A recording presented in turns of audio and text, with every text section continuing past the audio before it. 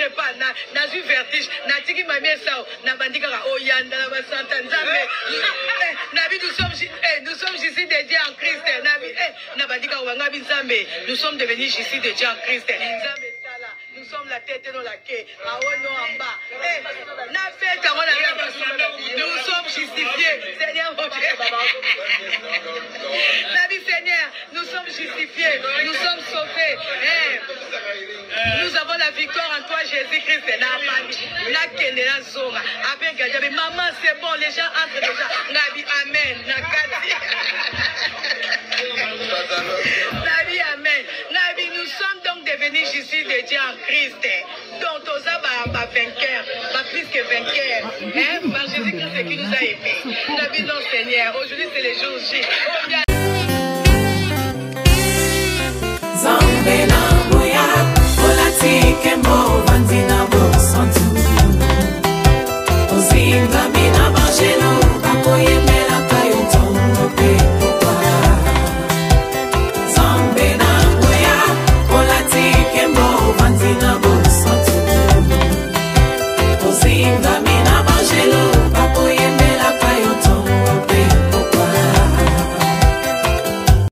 MDG TV, une chaîne Went pour la cause de Christ.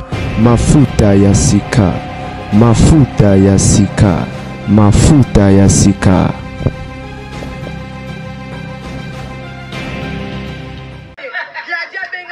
Les gens n'entrent pas, n'a eu vertige, n'a tiki ma mère ça, n'a bandika oyanda la basanta nzambe. Nous sommes ici des dieux en Christ. Nous sommes devenus ici des dieux en Christ. Nous sommes la tête et non la queue. Aono en bas. Nous sommes justifiés. Seigneur mon Dieu. Nabi Seigneur, nous sommes justifiés. Nous sommes sauvés. Nous avons la victoire en toi, Jésus-Christ. Maman, c'est bon, les gens entrent déjà. Nabi, Amen. Nabi, Amen. Nabi, nous sommes donc devenus ici des dieux en Christ. Donc, on a vainqueur, pas plus que vainqueur. Par Jésus-Christ qui nous a aimés. Nabi, non, Seigneur. Aujourd'hui, c'est les jours J. Oyanda la basanta, baba. Oyanda. Mami Kouda Pazu. Oyanda la basanta. Nabi, oye pas ça, vous avez prière ma casse. Mami, ça, ça y peut être. Coupé, dans le côté de la chaîne. Il a dit, maman, c'est bon. Les gens entrent déjà. Parce que dit, maman, c'est comme si tu es en train de caler les gens à la porte. Il ne veut pas que les gens entrent. Gabi, comment ça? Oh, Yanda la basanta, baba. Zambe basma okota. Quand tu as des fungwama. Eh, Yanda.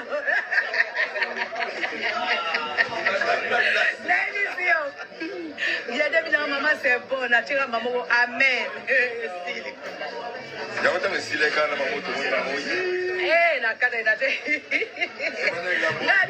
C'était possible aussi que Bakale batte la porte. Oui, que batte la porte, mais va faire causon ça. C'était possible. Nabi non. Nabi ouais ça combat. Na bandi yo yanda la basanta baika baba. Oh maman c'est bon, les gens entrent déjà. Nabi amen. Mami kuna patie amen. Abeti maman. Ça gagne.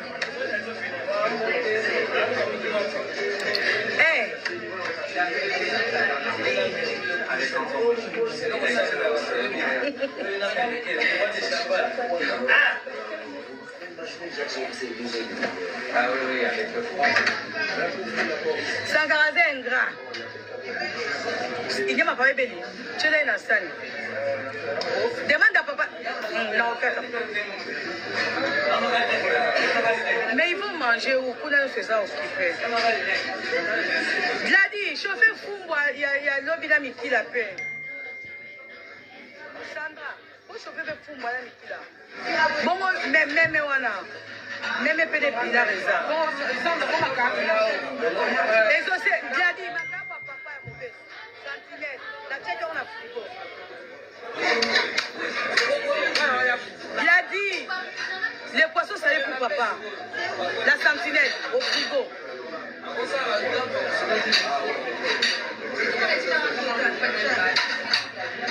Au moins, ou bien, soit on a glacière. Pourquoi tu chauffes aussi?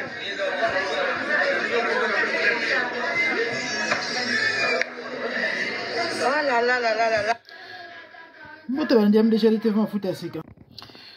Ezalinga babino la gana avec un grand jeka na cadre actualité bande ko bolingo bolimbisi na bandaki ko diminuer ko pekisa mona makelele mbote na bino car na lobaki vidéo bomoni et sali tour na réseaux sociaux buzz pe makelele et susciter vraiment ba contestation ba question ba polémique no bobika ko on ezalaka. Alors, tu veux éclaircir opinion, bande ko babolingo par rapport à image oyo, Mama Sylvie Mampata, pasteur Sylvie Mampata batutu baebi azali pasteur. Pasteur, na bandeli pasteur consacré. Aza na église, achara batu maboko. Quant à Werason, aza mokbali na ye. Non seulement il est païen, aza musicien dit mondain. Et ba musicien mondain, tu ebi ke bazalaka na kisi. Eza nango eza débatté. Werason a des fétiches. Eza débatté. Ferregola, Koffi Olomide, Fally et les autres. Eza débatté. Baza na bakisi. Sikoyo. Mama Sylvie a lobby. Vidéo moro mususu bo dommage que eza na téléphone oyo vidéo on eza na Facebook, téléphone eza na problème à Facebook.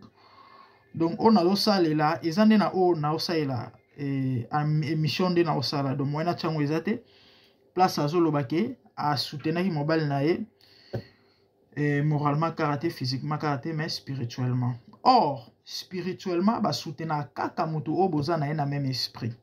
Yes. Muto boane na même esprit quand il beaucoup soutenir spirituellement. Muto boane même esprit c'est pratiquement impossible il y a que soutenir spirituellement. Pourquoi? Parce que des esprits contraires et s'accordent à côté. OK? Toleki. Mama Sylvie Mampata pasteur et servante de Dieu née de nouveau qui a reçu Jésus dans sa vie comme Seigneur et Sauveur. Werason païen. Non seulement païen, sataniste, occultiste. Mais baromi balé baza couple. Moi c'est nambali babota bana balala mbetu moko basali bambula ebele. Bible zolo balabiso en d'autres termes toza na ténèbres na lumière. Or ce qui tokei bibliquement parlant, lumière na ténèbres et cohabitakate. Naoki batu bomsu balobi ke Bible lobi soroza na mobala païen. C'est pas une obligation au boyaye. Peut-être que nous avons aussi la motema. Effectivement, c'est vrai. Mais le problème avec Werason n'est pas seulement païen, mais Werason est sataniste. Werason est occultiste. Et c'est différent avec un païen simple. Ou un païen simple, à Simba qui c'était différent, c'est allé. Ceux qui ont demandé de éviter, peut-être pas, aux gens la connaissance, il y a mais sinon, c'est ça la vérité. Alors, Bandero Bible, lobby lumière na ténèbres cohabitarate. 2 Corinthiens chapitre 7. Yes. Dans 2 Corinthiens 7, qui t'a nassé au monde. Lumière na ténèbres cohabitarate. Raison pour laquelle Nzamba après avoir coqué la lumière, parce que avant yeso bana coqué la mokili mobimba Bible lobby ténèbres zala qui partout. Et Nzambe étant wa keli lumière ma commis lobby, il sépara les ténèbres d'avec la lumière. Lumière na ténèbres et koki koko habité. Molili nampole ou encore mwana Nzambe na mwana ya Satana. Nganga na moto aza na bonzambe bako vanda place morote ou bien moko il faut gagner moninga. Yes. C'est comme ça. Moko audunda muninga. Ou bien aokimisa muninga. Et muto azana bonzambe ya solo. Katinaye. C'est pratiquement impossible. Azwa fuite. Devant muto ana molili. Donc ou bien muto o ana ténèbre. Ako s'incliner. Tope arobongwana. Ou bien ako kima. Ezara deux verbes wana. Yako conjuguer. Ou soit ko fukama. Donc, kondimela nzambe ya mutu na lumière, ou soit kokima. Donc, kokima ne veut dire kokabwana. Toyebi basali plus de 30 ans de mariage. Bazala ensemble, baboti bana bokoli bana bango elongo. Donc, na moi explication ya muke na pesi, c'est clair, que na mama Mampata na we ranson en esprit bazamoko. Et le fait que Wera n'est pas chrétien, donc Sylvie Mampata n'est pas chrétien non plus, chrétienne non plus. Mais malheureusement, nous vivons le temps de la fin. Oyo, batu baza tellement na molili, moi monsieur mona ezalité. Maman est en église n'a pas pe batu maboko. Allez-y comprendre. Que Dieu nous aide. On a loba na mutu mo azolandanga. Na famille na bino boyeba ke tata na bino azala randoki. Maman na bino te maman bino sambelaka. Mais bizarrement babota bino, bobota bana bana bakoko, voire même bakoko lolo. Donc depuis bazala bana mbajene tinande banuni bakomi mikolo bino boyebika ke no papa zala ndoki maman zala ndoki ta sambela lokuta. Na maman na bino pas zala ndoki bino nde boyebite bino nde boyeba ke ndoki maman na bino te.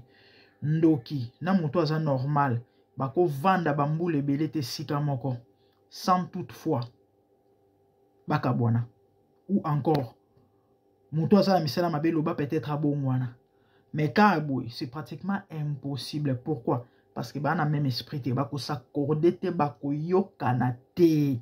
Ya on ba foyer belé mo sina mbali kita ti siko na bakabwana. Ezala ndengwana botuna bato ba ebi ba webisa bino mambo na oloba. Ah oui.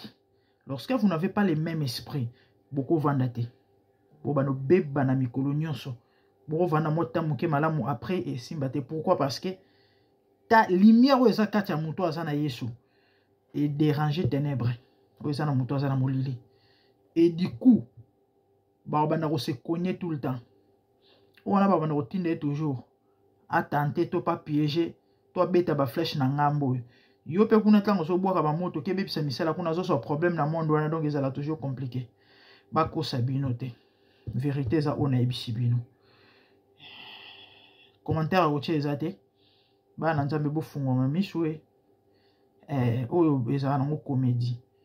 Une fois plus ou moins 15 ans passés na mona na YouTube concert mo ranson na beta na Luanda.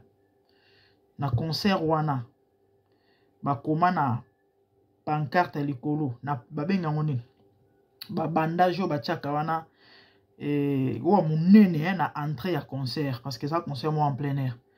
Bakoma welcome to hell. Bakomango en grand caractère.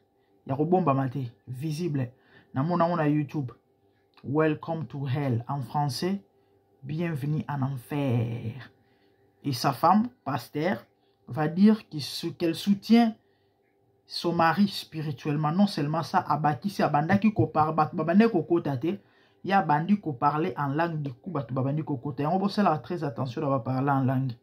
Bato ba tellement ba parler en langue quelque part bazana ba raison na ba église langue man pas te banor le beza langue nini et motu nezotunama. Dieu avait exaucé cette prière. Nzamba exauça la prière ou salemi dans sa volonté. Na concert awe rason mutoya ko kota po azwa nini ou ko honorer to pe ko pesa nzambe lokumu. Rien du tout. Au contraire, c'est la mort qui est là-bas. C'est la mort qui est là-bas. Donc Dieu ne peut pas exaucer cette prière. Et le fait qu'il y ait alobake bato babanda kokota te mais parlant en langue nende kotaki bato c'est clair. C'est clair. Quand on est au bando kana bo mwana ke muto simbela mobali nzungu bilembo yango eza ko monana. Il est écrit prêche la parole en toute occasion favorable, on reprend censure. Afin que l'homme de Dieu soit accompli. Bandeko, to saka mosala na nzambe. Et que peut-être ko bima trop dire trop cri, mais c'est ça la vérité. Alors moi j'ai fait ma part. Aux amateurs oyoka et le barabasango ayoki. Motema obomba pe et volontaire au salela à saleli. Ceci me rappelle l'histoire de Yaedi. Motona ngenge pe à son âme. On ne peut que dire ça. Motso akufite le baka pe à son âme. Attaquer ko pe manaki miate to le baka pe à son âme. Yaedi azai so obunda kachi. Bon abala mwamba lebele na ebite soki basi nyonso ezaki bongo me na ebara mwasi ya edingwe moko sera a mwana boma bando vanda kote mona ba tante na biso moko ba cousine na papa na biso et pas na bango ezara juste na sima ba kola ensemble mwasi kitoko azara pembe tala mbinga nga na koli na mwanda nga na botami na mwanda en fait na koli na mwanda tina âge ya 16 ans ndako na biso place on a botami na koli et pas ba koko na biso ezaki ya kokangama na casino wana eza bisika ba quartier soki ba quartier ba na mwanda eke ba robunda catch ba robundela ngo place wana na lopango kangama na ya biso wana ezala mwa monene boye lopango yango bazalaka liboso na balabala moko ezalaka des avenues après biso des avenues après biso après baya kolongwa wana babengana bango wana babanda so pe kofuta loyer te soki ndeni mais place wana ezala monene makasi koleka nde baya kokota en attendant na lopango biso tozala oyo ezalaki kokangama na biso wana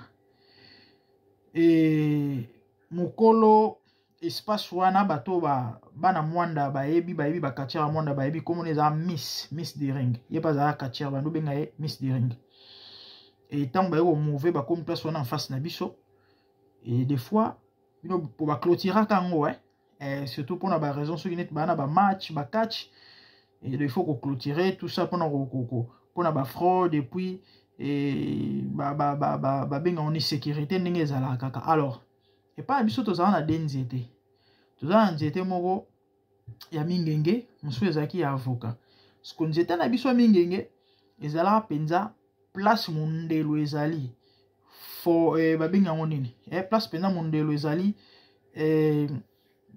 entre lopango wana na oyo ya biso donc mama na ngai elinga lekoma mpasi bozo comprendre ba edge basonge famille comprenne mais boto comprendre mondelo quand même non voilà basuka ya clôture ya lupango voilà nzambe bo comprendre donc ndete ya biso mongenge ezala vraiment entre donc place lupango esuki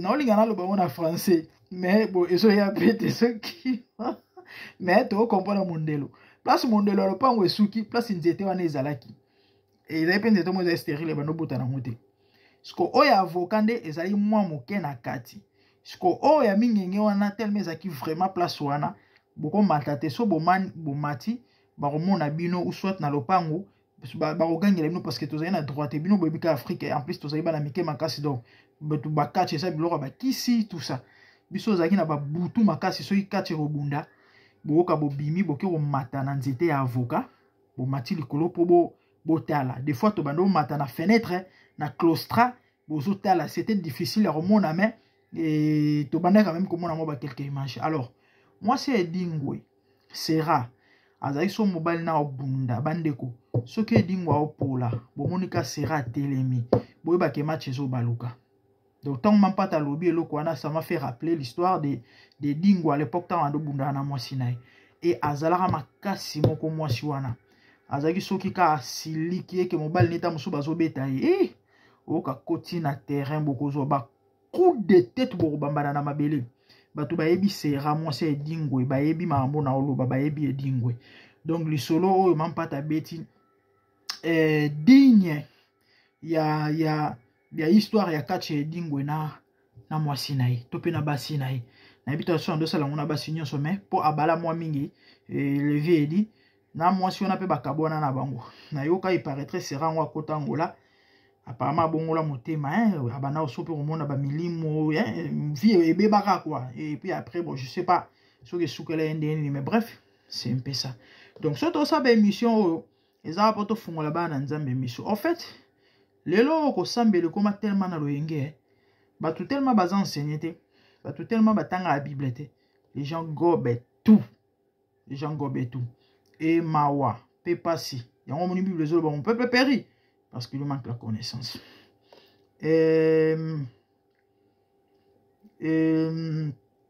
ya connaissance c'est important nde yango to beta c'était ko loba basala nzambe enseigner les peuples de Dieu malheureusement bato baza enseigné te malheureusement bato baza enseigné te et bazo kolandaka ba fertilité ba ambozanga tine du coup ezozala compliqué mais bon que voulez-vous que Dieu nous aide sinon c'était ça pour aujourd'hui nous avons pas mbolanga bino abonné fuma simvasiam DGD TV mon fouta c'est moi c'est la grande dame tout le monde aime la de bonnes choses merci au revoir bye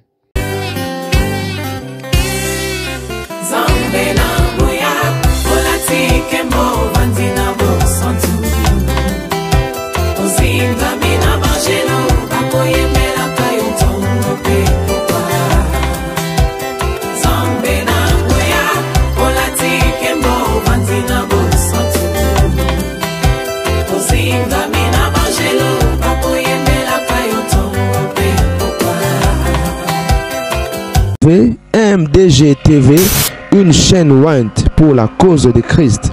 Mafuta ya Sika, Mafuta ya Sika, Mafuta ya Sika.